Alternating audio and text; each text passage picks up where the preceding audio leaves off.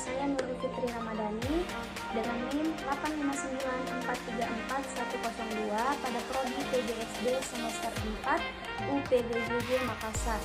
Pada kesempatan kali ini, saya akan melaksanakan tugas kuliah pembelajaran mikro mengenai prinsip dan komponen dasar mengajar, yaitu menjelaskan dan juga bertanya.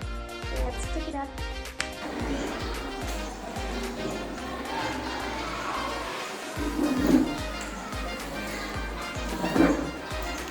Baik, bismillahirrahmanirrahim. Assalamualaikum warahmatullahi wabarakatuh. Waalaikumsalam warahmatullahi wabarakatuh. Oke, bagaimana kabarnya hari ini? Baik? Alhamdulillah baik. Alhamdulillah baik. Coba silahkan ketua kelasnya untuk memimpin doa terlebih dahulu. Dimulai. A'udzubillahi minasyaitonir rajim.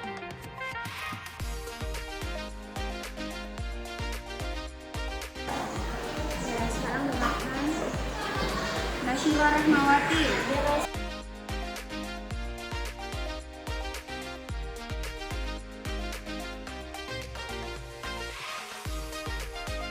Ayolah, anda juga salat. Bismillahirrahmanirrahim. Sekarang Ustazah akan bawakan materi tentang lingkungan bersih dan sehat. Sebelum masuk pembelajaran, coba angkat tangannya di sini. Siapa yang tadi bangun pagi, bangun tidur langsung bersihkan kamarnya, langsung bersihkan kasurnya? Ayo siapa?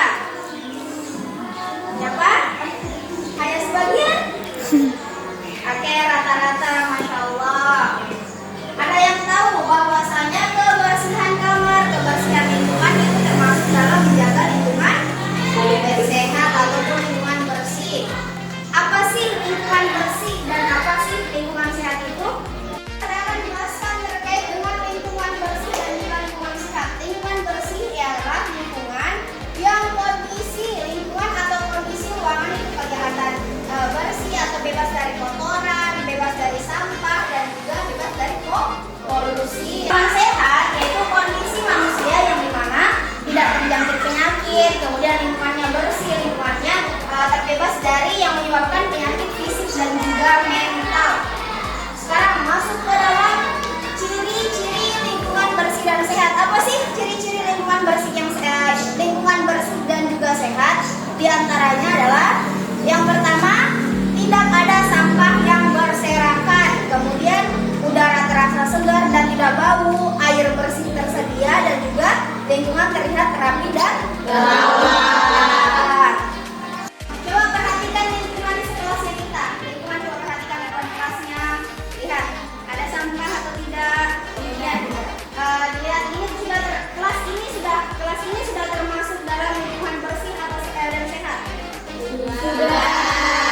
Kenapa bisa dikatakan kelas ini sudah termasuk dalam lingkungan bersih dan sehat? Karena memenuhi ciri-ciri yang pertama, tidak ada sampah. Kemudian yang kedua apa? Betul, udara terasa segar? Iya. Kemudian yang ketiga apa? Air bersih tersedia. Di rumahnya airnya sudah bersih atau tidak? Sudah. Kemudian lingkungannya terlihat rapi dan juga terawat. Sekarang, apa manfaat dari lingkungan bersih? Yang pertama, menjaga kesehatan tubuh karena kuman, tidak mudah berkembang. Kemudian membuat kita nyaman belajar dan beraktivitas. Yang ketiga, mencegah banjir akibat sampah yang menumpuk. Dan yang keempat, menjadikan lingkungan indah dipandang. Sekarang coba bayangkan di satu sisi kalian belajar di lingkungan yang kotor, yang kumuh, sampahnya di mana-mana, itu kelas yang pertama. Kemudian yang kelas yang kedua itu lingkungannya bersih, rapi, terbebas dari sampah. Kalian pilih yang mana? Yang pertama atau yang kedua? Yang kedua. Kedua. Alasannya coba satu orang. Kenapa alasannya memilih kelas yang terbebas dari sampah? Sini biasa nih. Karena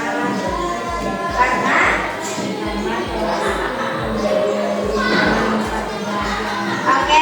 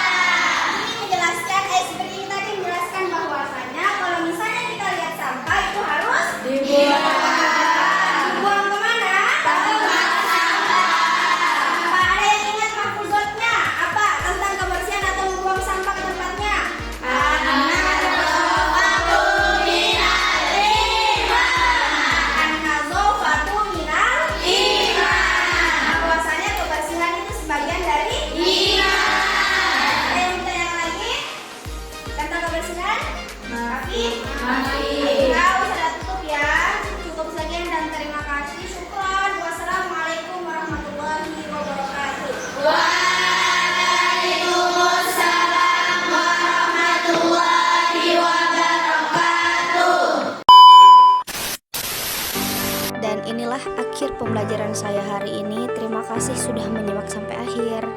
Jangan lupa tetap belajar, tetap berkarya, dan tetap jadi versi terbaik dari